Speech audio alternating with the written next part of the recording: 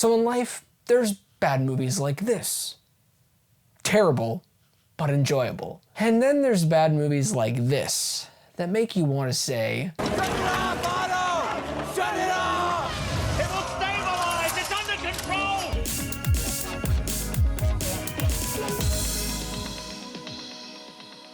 A young artist gets stranded in a forest in Western Ireland, where after finding shelter, she becomes trapped alongside 3 strangers, stalked by mysterious creatures each night. M. Night Shyamalan's daughter Ishana Shyamalan brings her directorial debut that shows us a story where people are being watched. The problem is, the people are not interesting to watch. That's boring. You're boring everybody. Quit boring everyone! I would love to say a positive would be the performances, but most of them were kind of bland and just seemed like they were getting a paycheck. Not terrible, not god-awful, just kind of there. And Dakota Fanning is a phenomenal actor, but she came across as just flat. Her character is obviously dealing with something from her past that is bringing out a trauma to her, and somebody could view that within her performance.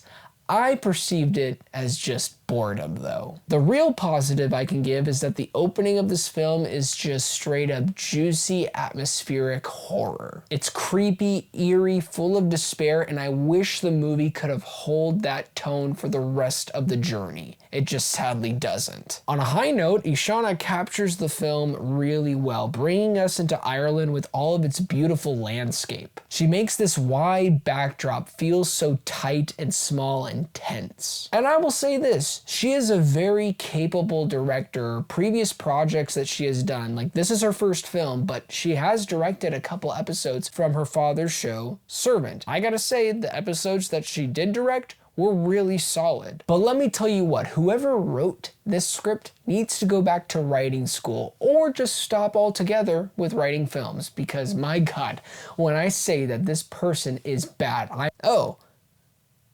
she wrote it.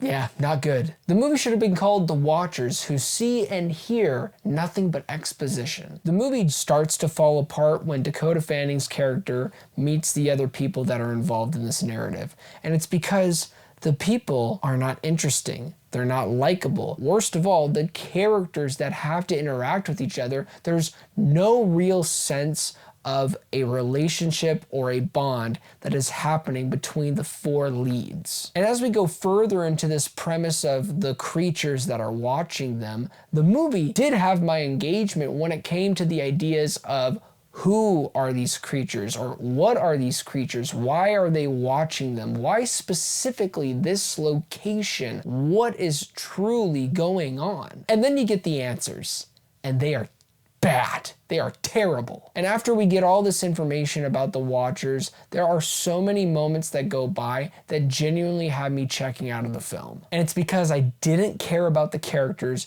and where the journey was going forward. When I drove back home with my wife, I started to really process the film and start asking questions. And I shouldn't have done that, because once you start using your brain and start pointing it towards this film, the movie genuinely falls apart. For example, there were many questions that I would ask myself, like, how exactly does that work? Wait, so if that happened, why didn't you just do this? Why do? How can? If you knew the truth the entire time, why were you hiding it when you could have had an easy solution? Okay, I just give up. I give up on this film. 3 out of 10. Well, thank you guys so much for watching this review. It really means a lot. Please don't forget to like and subscribe, and also don't forget to be blessed.